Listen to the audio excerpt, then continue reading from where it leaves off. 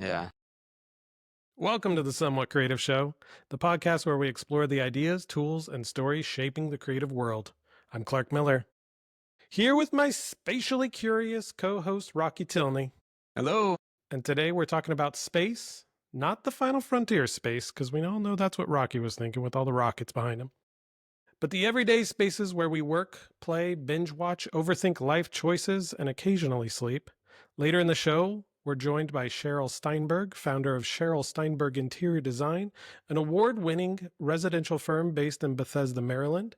After pivoting from a career in corporate marketing, Sheryl built a thriving design practice focused on transforming homes into modern, highly functional spaces.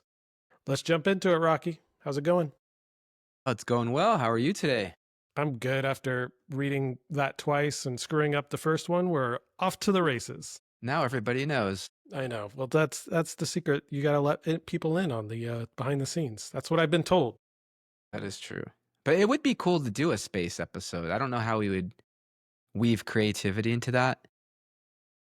It could I don't be know. I mean, there's a lot of engineering. like the latest from the information has been a lot of tech companies are looking at space as a place to build data centers, floating data centers in the sky. That is Man, interesting. we could do a space episode someday.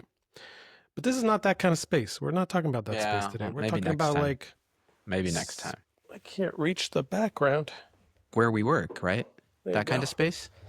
Yeah, yeah. Or where we live, or where we play, or where we eat. All the spaces, Spaces third are spaces, all designed. They're all created. They're all built. unless you're in a cave. Unless you're in a cave, right? Just saying. But then they tried to decorate those with paint. Yeah, that's a good point. Actually, I think that's like the first form of interior design was let's put some paintings up.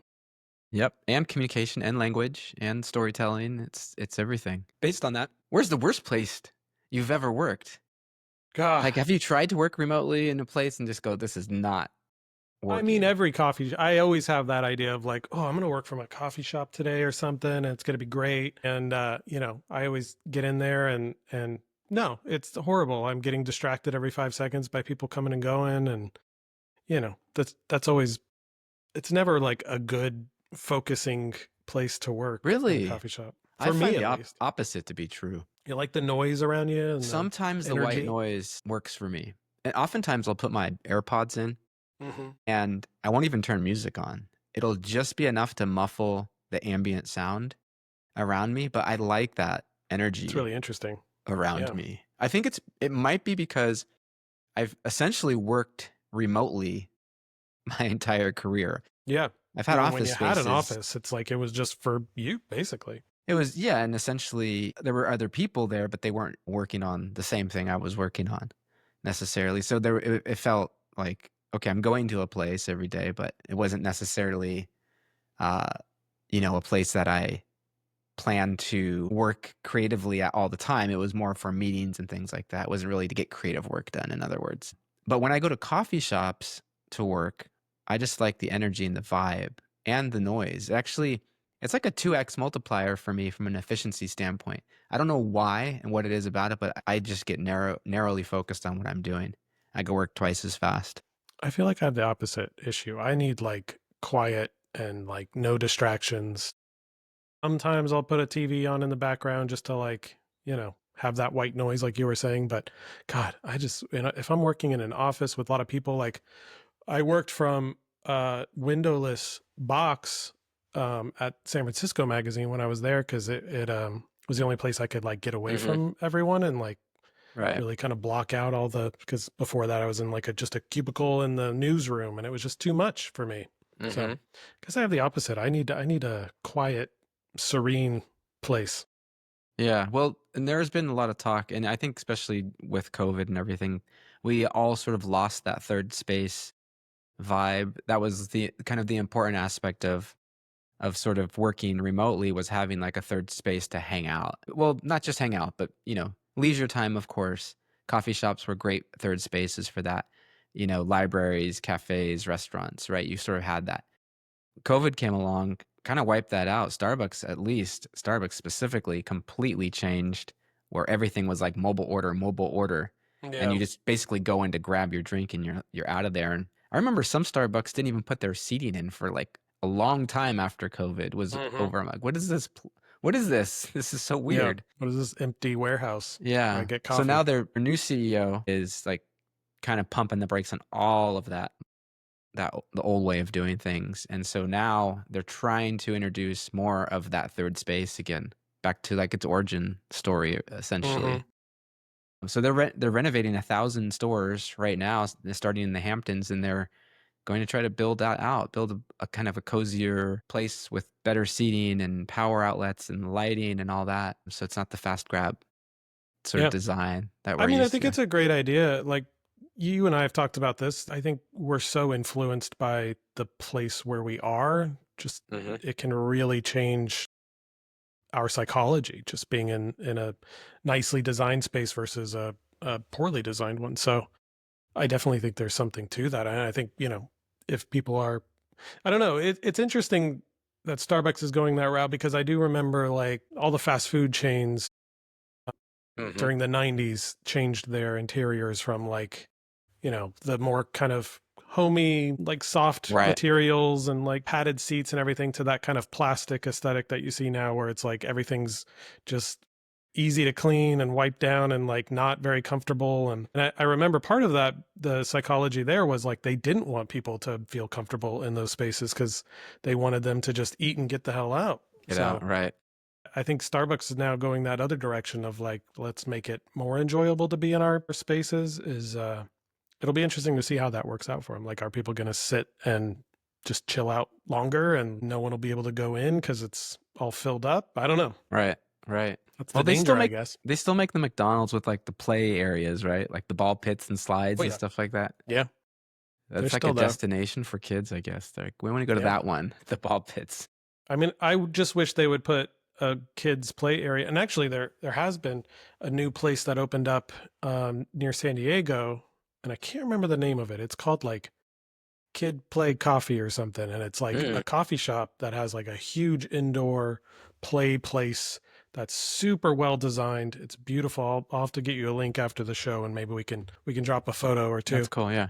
But it's really, it looks like it was, designed by my wife because it's all beige and really Yeah. beautiful, not kid Comforty. colors. It's like, Yeah. yeah, it's very like adult looking, but it's for kids and has ball pits and stuff and little houses to get inside and but it's also a coffee shop and you can go there and hang out and just let your kids play. And I wish we had more of that, like where you and I live up in Northern California, because it's just, I don't want to go to a McDonald's play place, even though my kids would really like to all You the don't want time. to sit there for very long. And we never let our kids go to those places either. It's like that, it's filled with French fries underneath that ball pit. Yeah. Just Oof. 30-year-old French fries sitting down, Probably a rat down in there somewhere chilling. living its best life too. Mm-hmm. Oof. So anyway, yeah, so that I think I think we're going to continue seeing that trend evolve and more spaces like you're talking about for work. One of the statistics, and this was maybe 3 weeks ago, I mentioned this during one of our shows, that they're predicting the workforce to be mostly freelance. And so these spaces, if anyone's in real estate, this is a hot tip here, commercial real estate, these spaces that are designed for multi-purpose usage, like working, dining, cafes, I think you're probably going to see more of that, or as an opportunity to invest and build these sort of spaces going forward, like you mentioned in San Diego. I love it. That's probably why they're seeing the writing on the walls. But, I've always had a home office. I love having a home office. I think it's a great space. It's sort of separate from the rest of the house. So that's nice. I could kind of focus on work. And then, my commute is very short at that point, True. I which is do feel nice. like I get a lot more done in a day having a home office just because I am not commuting. So as soon as Right. as soon as I get the kids out the door or whatever, it's like just get to work. So, I guess it could be kind of jarring for the people that did kind of start out working in an office, COVID hit, and then it was work from home, mhm. how that may not feel very like a long-term play for them. I'm used to it already, so I've like pretty much always done it this way, but I could understand why you'd want to interface with people on a in-person level a little bit more Yeah. too. But then also have a little bit of flexibility, I would think. Maybe a couple days a week to work from home, right? Mhm. So you avoid the commute, all that. So I think a blend of those two things are probably the way we'll go. I'll pause here. Boom. So speaking of spaces, our next guest is a professional space designer. And so I think talking to her about where she sees this going will be a really interesting professional take rather than us novices Yeah. on the matter. Yeah. Amateurs. So let's bring in Amateur our hour. guest. Let's do it. All right. Joining us today is someone who knows how to make a space work and look good. She's the founder and principal designer of Sheryl Steinberg Interior Design, an award-winning residential firm based out of Bethesda, Maryland. After starting out in corporate marketing, she made a leap into interior design and has since built a thriving practice, helping homeowners across the country reimagine their spaces. Please welcome Sheryl Steinberg to the Somewhat Creative Show. Hi, Sheryl. Hi, Hello. thank you so much, Clark and Rocky, for having me on Thanks for here. joining us. I'm Yeah, this is excited. great. We don't Absolutely. dive into the physical design much. We've talked a lot about web design and marketing and logos. We barely have touched on physical spaces in our conversation. So this is really cool. We're both actually excited to have this conversation because it's not something we get a chance to talk about a lot, but it's super important, not just for creatives, but anybody that's, alive and breathing. Everyone needs spaces, right? Got to be somewhere. Right. Everyone needs a home. They need some place to work, whether it's in their home, in their office, wherever. Exactly. So I have one quick question to ask you, kind of as an icebreaker question, because it's something I always think about. Why are we all obsessed with mid-century design again? Well, it's kind of funny because it is come and gone. So just real quick. So I moved from the East Coast to California, like the turn of the century, like in 2000. And I always loved mid-century, but I didn't know Mm-hmm. I loved it until I lived in an Eichler. And everything, it was like mid-century centric for like, I'd say a good like 10 to 15 years. Kind of petered out. Then we kind of got into the farm. I don't know, you're in California and I'm back on the East Coast and kind of got into that farmhouse look. And, all the home and design shows really evolved into a lot of home and Mm-hmm. design Yeah. shows. And so it was all over the place. And then it came back. And I don't know, I think everyone just loves that. It's a lot of woods, it's a lot of smooth Yeah. lines, and it's very homey.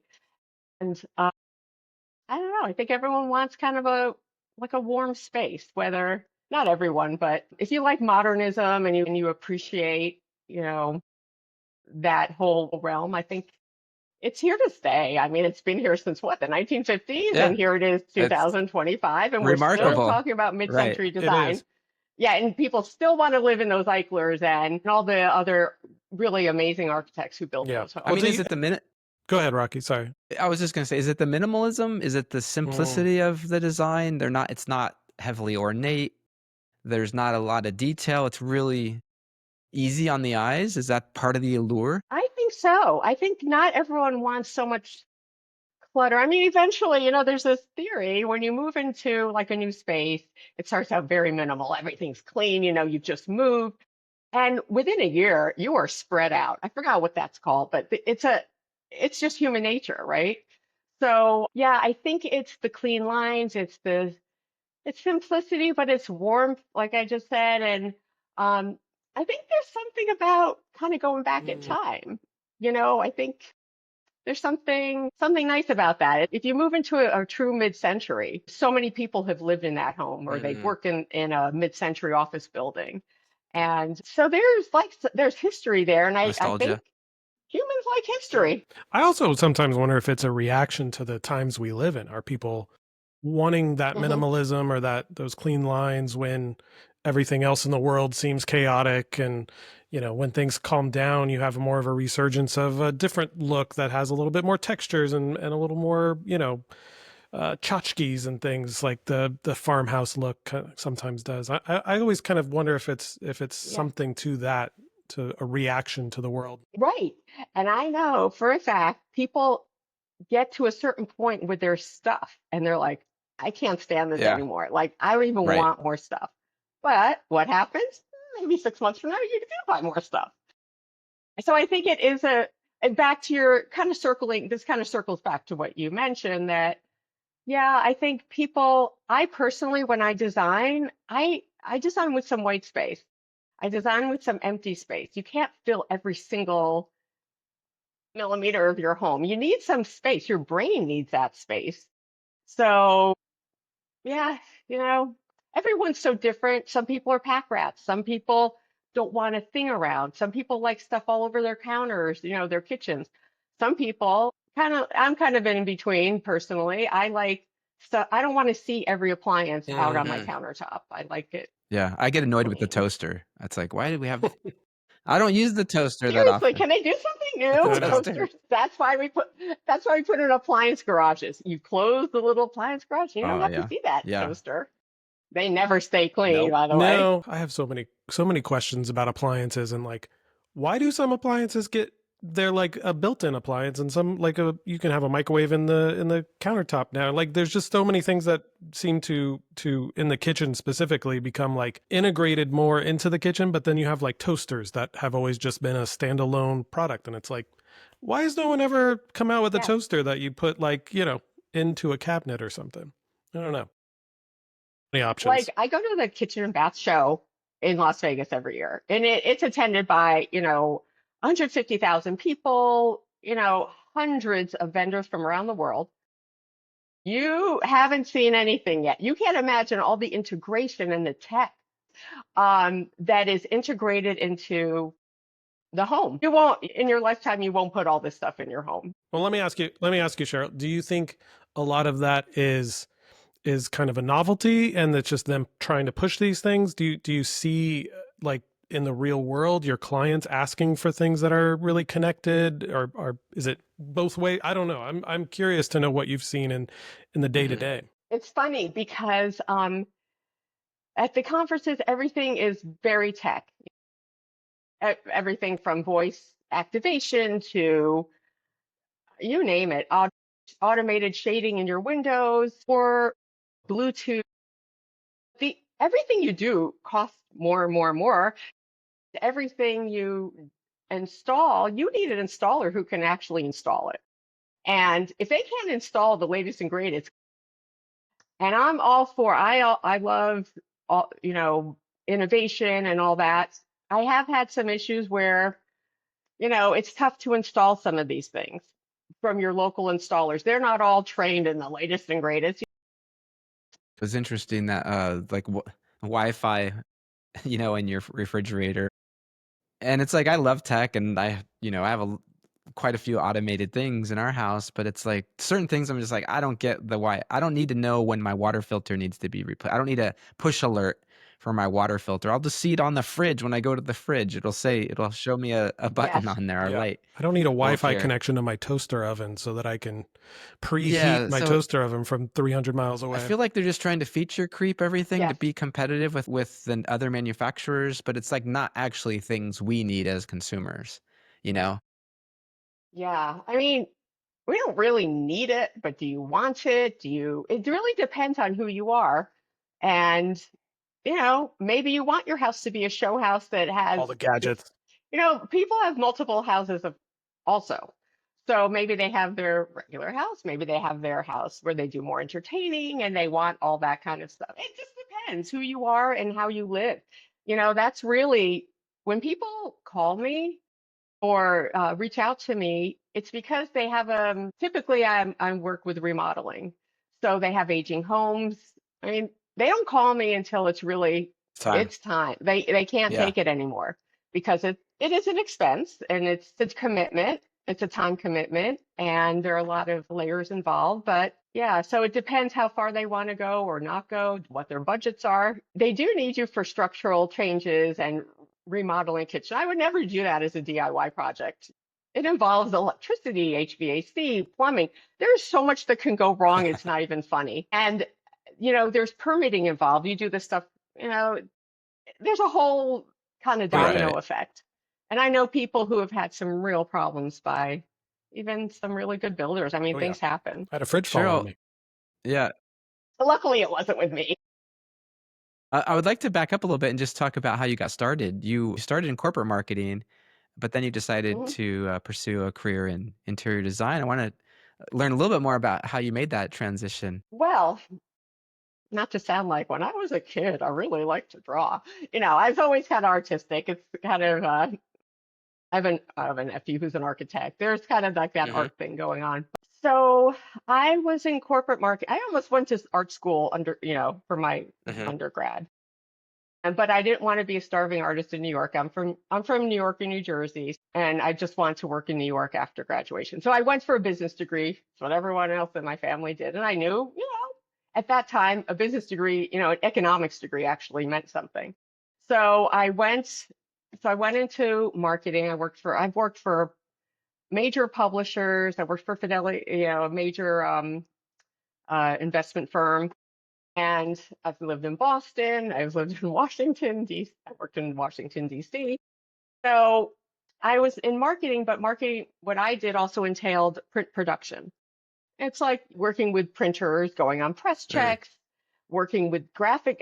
This is almost like design. This is like 3D design for me. So I always worked in the Hmm. two-dimensional corporate brochures, all collateral and printers. So there's an art component and photographers and stylists to style up the photo shoots that we took for the companies. Then we moved to California where I met Rocky, and due to my husband's job, and I had like 1 year old and a 3 year old, and I'm like, hmm, so and then we moved to an Eichler. I didn't even know what an Eichler was. Quite honestly, I barely knew where Palo Alto was in Hmm. California. I just knew we had to move there. This was a chance of a lifetime, and it was a great chance. But a lot of people on the East Coast had no clue as to what was going on in California. So I moved into this house, and I realized, gosh, I always had a love of architecture, and I'm like, I really just want to go. I just did it. I didn't even I should have thought more about it, but I didn't because I just knew in my heart that this is what Hmm. I wanted to do. So I went back to school at the Academy of Art in San Francisco, and they had an interior architecture and design degree as a BFA. I didn't really need to go for a master's. I didn't feel like I had the background for a Hmm. master's degree. So I got another BFA. I got another undergrad degree as a BFA, and it was so architecture heavy, and I wasn't expecting that. I thought it was more design. Yeah. This goes. I think we had mentioned this, Rocky. Like, what do people expect of designers? They just pick like pretty tile, pretty countertops, pretty fabrics, and it's like we just go That's the shopping. Well, it's HGTV what version I of did Yeah. designers, right? exactly. Well, it is nothing like that. There's like a whole team behind it, and I actually got trained in basically like interior architecture, and it has served me very well. I mean, I do my own CAD drawings, and I'm able to design something that's more structural. Of course, I'm not a licensed architect, I'm not a licensed contractor, but I'm not a pillow fluffer. You could be a Yeah. decorator Yeah. kind of Yeah. designer, and that's fine for when that fits. But if you're going to do something a little more remodeling, you really need someone who's trained in it and who knows what they're doing. So that's how I did it. And I've had my business for 15 years, actually 14 years. Great. Well, one of the things we talk about is the unconventional journey. We've Hmm. had a few episodes where we've talked about where you start and where you wind up, or not a Right. typical path. I could definitely see a connection with marketing and design. There's always a connection between those two disciplines, but taking it into interior design is a little different, but it's still fascinating. Clark and we do talk about offline interior design and creative and stuff. When he was working on his home office, I was working on my home office. We were Hmm. sending things Hmm. back and forth, talking about different ideas. So it is something that Yes. you try to figure out from a design standpoint. I know as a creative person myself, I have a really, really difficult time with interior design because I feel like, well, if I do that, then I'm stuck with it. I have to live in that space. So Mm. it becomes like so much harder for me. This paint color behind me, if you're watching this, was like the third color that I had the wall painted. And it's probably not going to be the last color because I'm already getting tired of it. And that's my nature. I would have loved to say, give this room to somebody like yourself and say, "Can you make this look really cool? Like, I just want it to be a cool space." Like I don't, Hmm. and this is my job. I'm a creative person. I have to come up with ideas, but I don't want to for interior design. Like I don't have that. Yeah, well, it's like me with web design, or I'm not a graphic designer either. And I've tried to do that stuff myself, but it just wasn't it. And then when I give it to a professional, it's completely different. It's like, wow, I wouldn't have thought of that, or you think differently. I think, especially when it's your own Mm. space. And plus, there are like all these like kind of nuances, especially with your paint. You've already are like, but paint is like the easiest thing to change. So you did a good job making paint I I hate also focal painting. have a point. I have a theory that, a sandwich tastes better when somebody else makes it for you. Yeah. And I have that Yeah. same theory with like interior design or anything that you're making for yourself. You're always going to be more critical and always going to like hate it more than if you had Yeah. somebody, especially a professional, do it for you. It's like food always tastes better at a restaurant than making it yourself at home. And like you can never recreate it. There's always something like that. So I think it's a little bit of psychology too. I agree with you totally, Clark. I'm right with you. Even with designing for my own house, like I'm actually starting my a bathroom remodel in a couple weeks in my own house. I like I went back and forth for my own house more than I would ever do for a client. For a client, I'm like, I know exactly what, and then for me, I'm like, oh, you know, It's it's totally different different. because you want it. Yeah, Yeah, Clark, you remember totally the get it. logo? We were going through when we were doing our rebranding from Studio 22 to Upspire. I would send Clark all these crazy ideas and get his feedback. It went on, I mean, months. I would never do that. I would never do that to a client. I don't even try to do my own branding anymore. Like I just put my name or like if I'm doing something for myself, it's just I do the bare minimum because I just know that if I get too into it and deep into it, like it's just going to go on forever. So I Hmm. think I think there is definitely something, and maybe it's we're a special case since we are in the creative fields, and we know how many Mhm. options there are, and if we didn't have knowledge of everything, like maybe that we wouldn't be so kind of back and forth on ideas and trying so many different things, but we are who we are, I guess. Yeah, and then I think not imposter syndrome, but you want to be, you're like, I did this myself. What if people don't like it? Then they're going to think Yeah. I'm Yeah. terrible at it. Like that's another thing I think that ties in with that. You don't want people, I don't know, Makes when you're sense. working with other You can always companies, blame it on them. your own friends and family don't usually see what you do. They don't see what you do for others, what it ends up in or what you Yeah. went through. But when you do it for yourself and they're coming over, they're like, maybe you're have the impression they're Yeah. more A Yeah. lot more judgy. They're like, pressure. oh, that's an interesting choice. You're like, Hmm.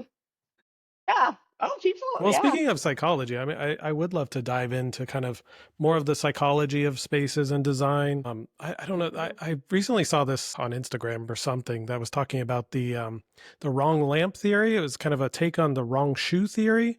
And it was talking about how Hmm. in spaces there's this idea of like, you have your space tied together well, and then you just put one thing in there, like a lamp that seems out of place, just to create this tension and this like unique kind of, a little bit of a, what do they call it? A talking piece, a What?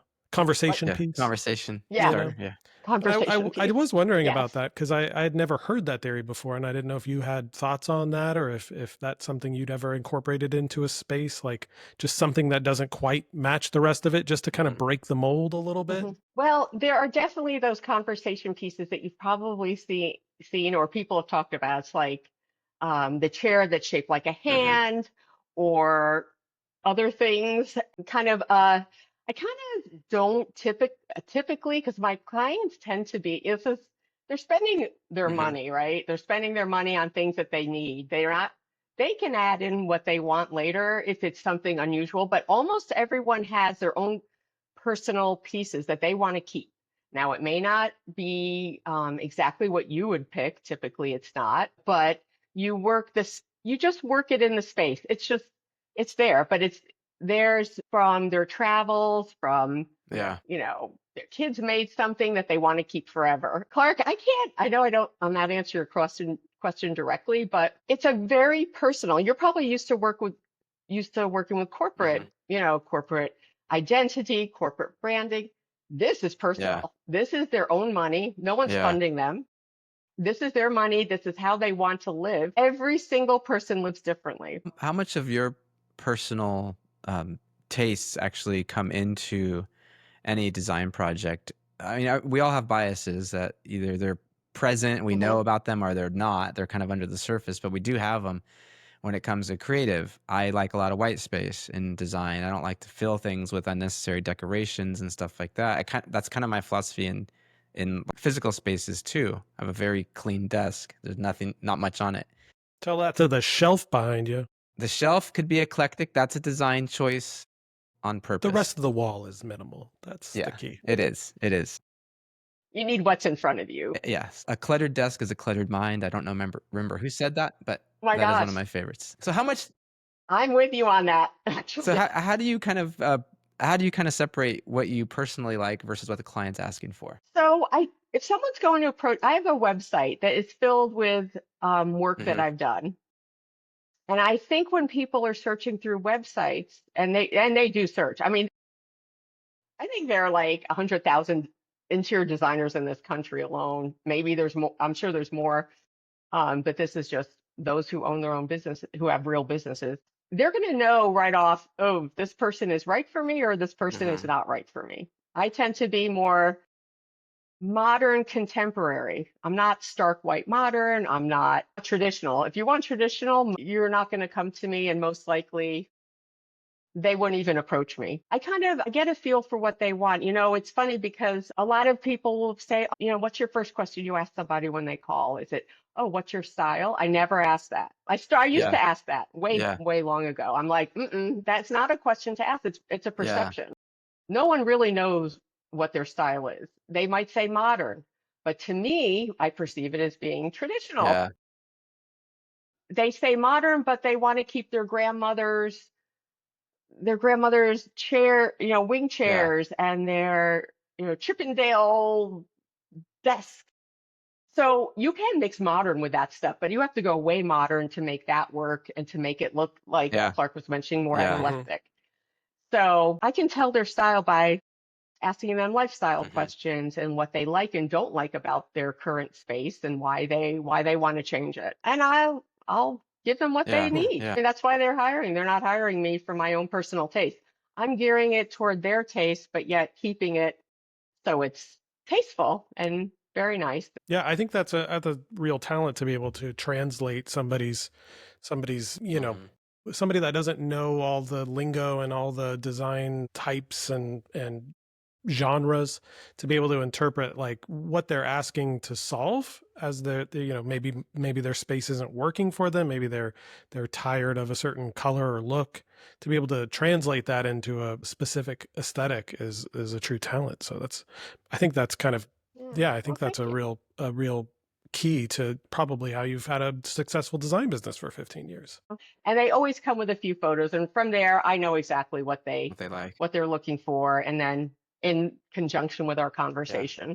How many? What would you say the portion of your projects that require, like you had mentioned in the beginning, that it was like a design build sort of situations or remodeling situations. So you're manipulating the space as well as designing the space at the same time. So you're making it Hmm. functional. Right. Is that the majority of the projects you work on, where you're actually changing the physical parameters of the space to make it more functional, and then also designing the space itself? Yes, because I think most people now, if they just want some furniture and they're just replacing something the same Hmm. size, or they just want a few pieces, but they're not going to go, you're not going to go to a retailer. They're going to be like, oh, we Yeah. can redo your Right. bathroom and change this around. You really need someone who knows structure. So when I go in, I'm not a contractor. I'm not a structural engineer.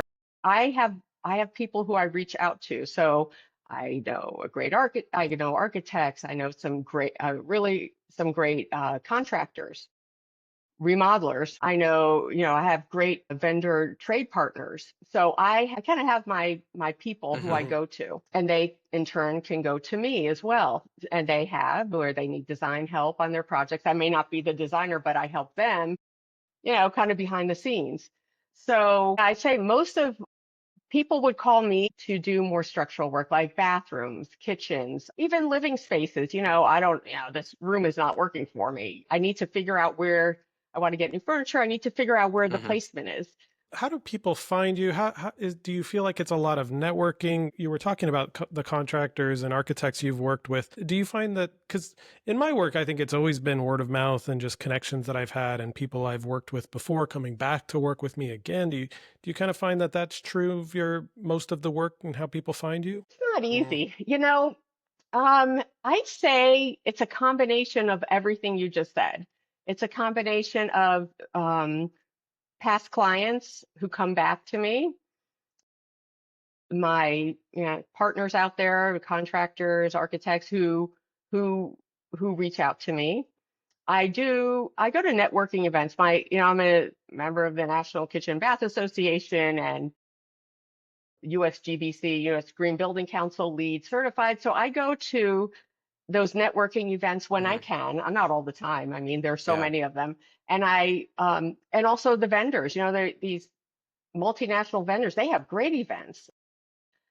It's a way to connect with others, even the other designers. I have other designers who have given me work because they don't like to do Mm. bathrooms. So they reach out to me, can you do this bathroom? And I'll reach out to them for other things that I may not be able to do. And I'm in a national design group. I went a interior design business group. So I definitely have lots of people to reach out to, and um, I don't. They just find you. And also, I do newsletters and a blog, and I have free design advice if you guys, and if anyone out there wants to sign up for my newsletter on my website.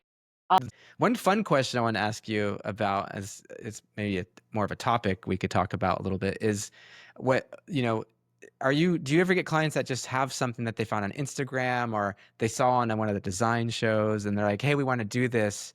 Do you ever have to like pull people back from some of those maybe too like trendy ideas that are not going to last? I know there's ton, and we could talk about trends too. That's my follow up to this question is how you deal with trends. Yeah, when you're designing for the gram, right? What does that Mm. look like, and how do you pull people back from that? Well, a couple things. One is it is such an investment to remodel your home, whether it's one room or half of their house or multiple spaces. So everyone eventually is going to sell their home, right? I mean, you're not going to keep your home forever, typically, whether it's in 3 years from now or 20 years from now. And most likely you're not going to, usually not 20, but like 10 years, you're not going to put that much, do your remodeling again because it's such a massive it's a big undertaking. So I tend to design for longevity.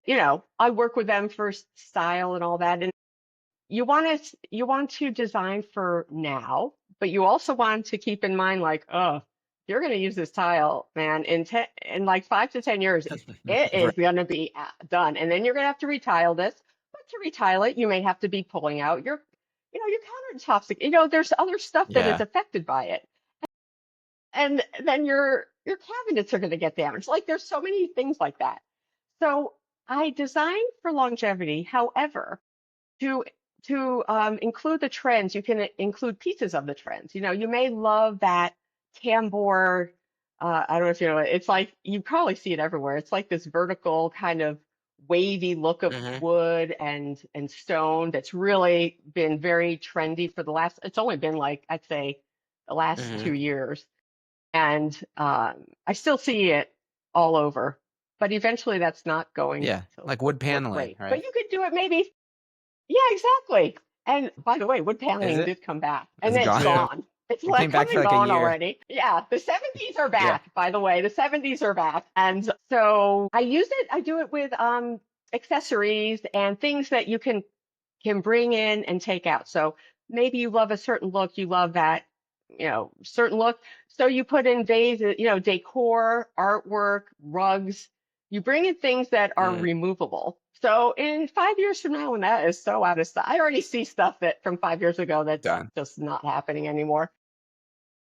you can get rid of it and replace it. You can donate it. You can use it in maybe in your basement where no one even cares, but repurpose it. So I would say anything that is ultra trendy that you love, use it in things that are replaced. That's good advice. Yeah. And paint, there might be, gray is actually in the trend world. It's kind of turning back to like a more of a Hmm. beigey natural browns.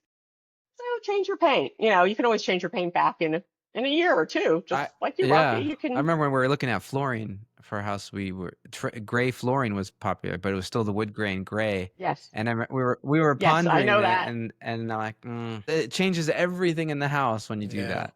Like you have to stay with the blacks and whites, and it's hard to introduce color. And so we're like, you know what? Stick with the standard. You almost don't want anyone to notice the floor in a house. Yes, It's just invisible.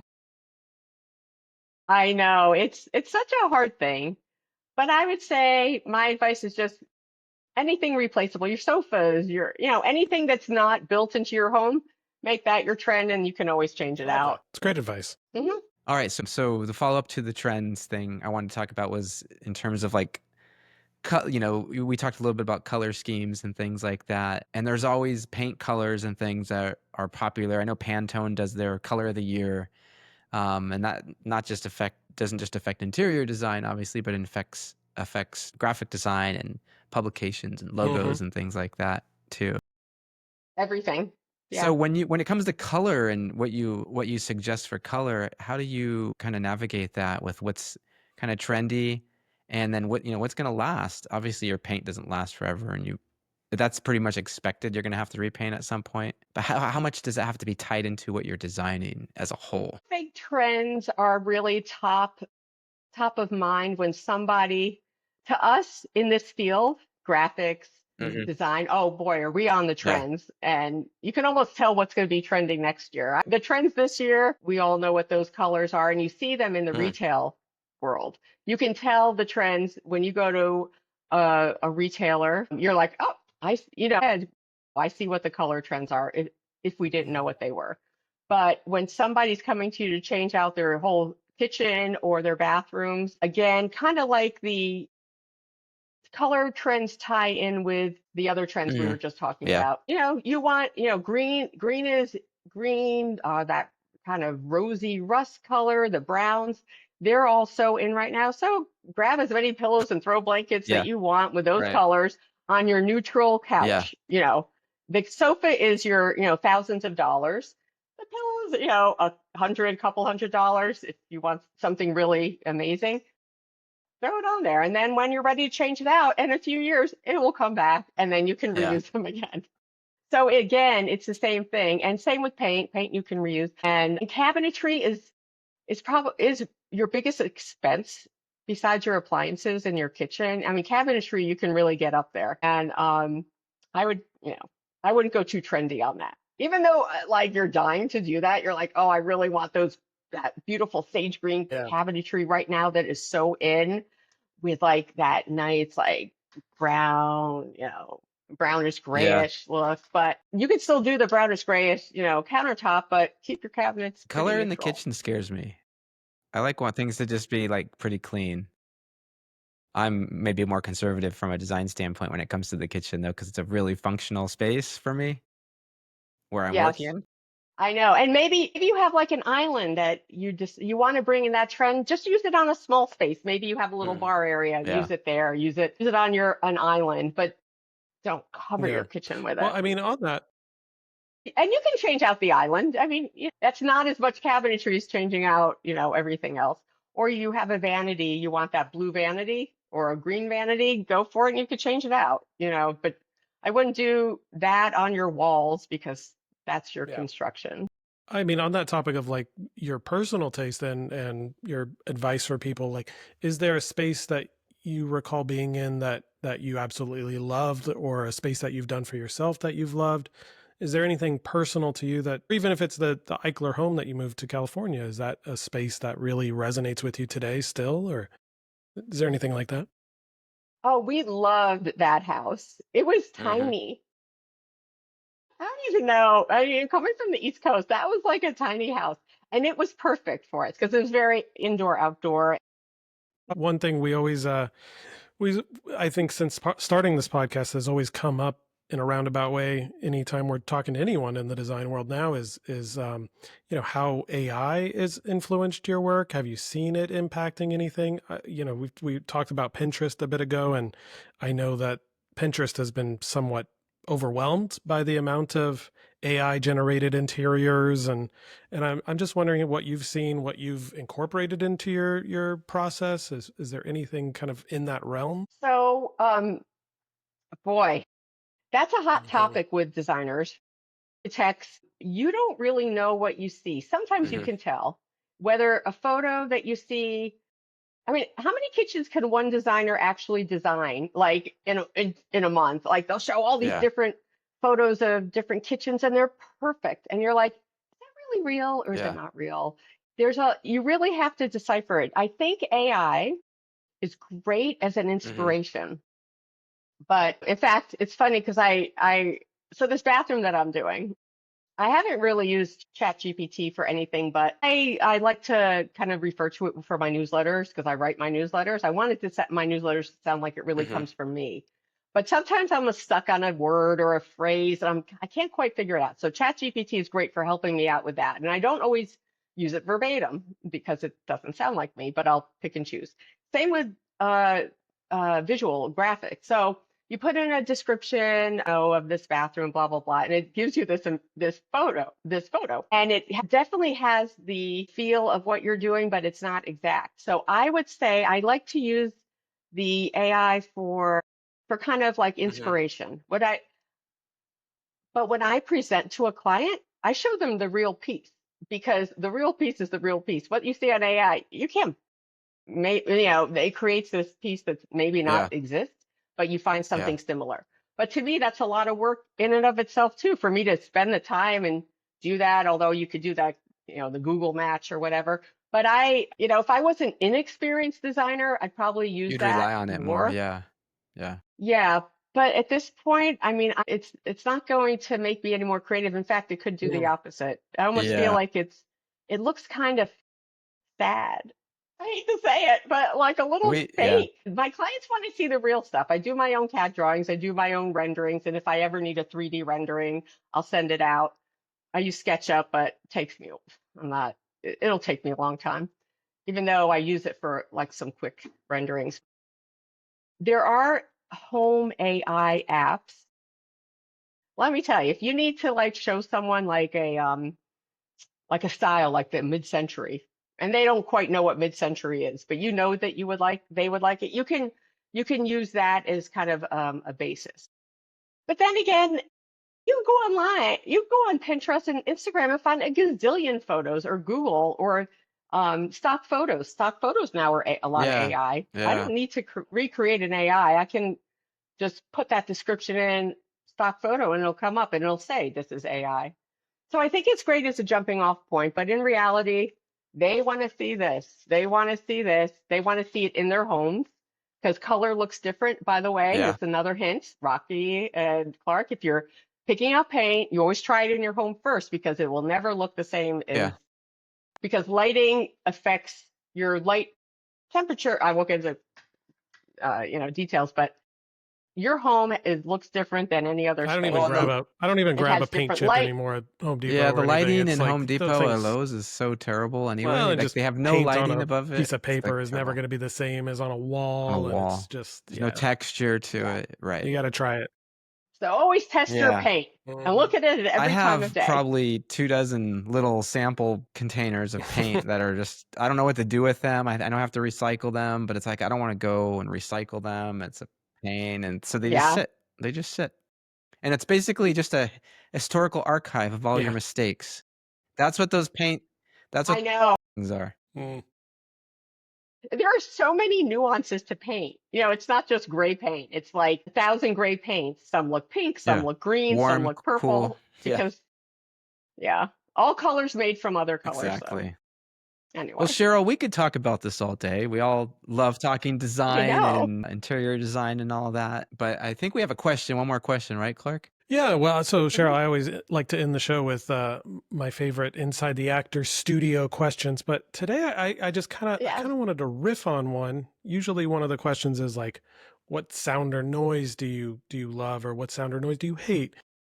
I'm kind of curious, more just we talked about trends and things like that. Is there a trend or a time period or an aesthetic that you just absolutely hate and don't want to deal with? And if a client comes to you with it, you're like, I'm not the right designer for you. Run. Oh gosh, it would have to be. I know a look that's come back, and it's been coming and going for like the last 10 years, and I just can't stand it. It's that granny, they call it like granny Oh, chic. And I'm like, it's like these yeah, yeah, flowers Yeah. yeah. everywhere, and it's like ruffly, A lot of doilies. and it reminds me of like an old prom dress I had like way back when. And I just can't, Mm, I don't like it. And it comes and goes. It's been coming and going for like, I don't know, yeah, a couple yeah. of I've seen that recently years, where and it's people back. have like they recommend, they in a Pinterest or whatever. It's like replace your cabinet doors with like a little tea towel thing that slides on a little tiny, Oh you God. know, little curtain rod, Yeah. and it's like, yeah. No. Hey, if you're a DIYer, Oh, go for it. It's a lot cheaper than putting a cabinet in, but that kind of goes along with that granny chic look. Very ruffly and Yeah. maybe yeah, that's that's one a look we that can I leave don't alone. like. We can let it die. I am gonna have It'll to be just Google fine. that though. Yes. Now I don't know if Granny I've seen chic. that. Yeah, Google I'm gonna go Granny. down the rabbit's I hole. think it's There you called go. Granny Chic. Yeah, and I don't know. It's not. It kind of irks me. Kind of like the sound of those handheld vacs when you're vacuuming up and it scratches the floor. That really irks There you me. go. We got hate. That was two So for one. 'Cause then we got the Two there for you go. sound that one. you hate and the There style you you hate. go. Love it. Cheryl, Yeah. thank you so much for joining us. This has been great. Thank you so much for having me. This is actually a lot of fun. So thank you, and I love your podcast, and good luck with Thank it you. all. Well, and if you enjoyed the episode, be sure to subscribe wherever you listen. And if you're feeling generous, leave us a review. Huge thanks to our guest, Sheryl Steinberg. And as always, stay curious, stay creative. We'll see you next time.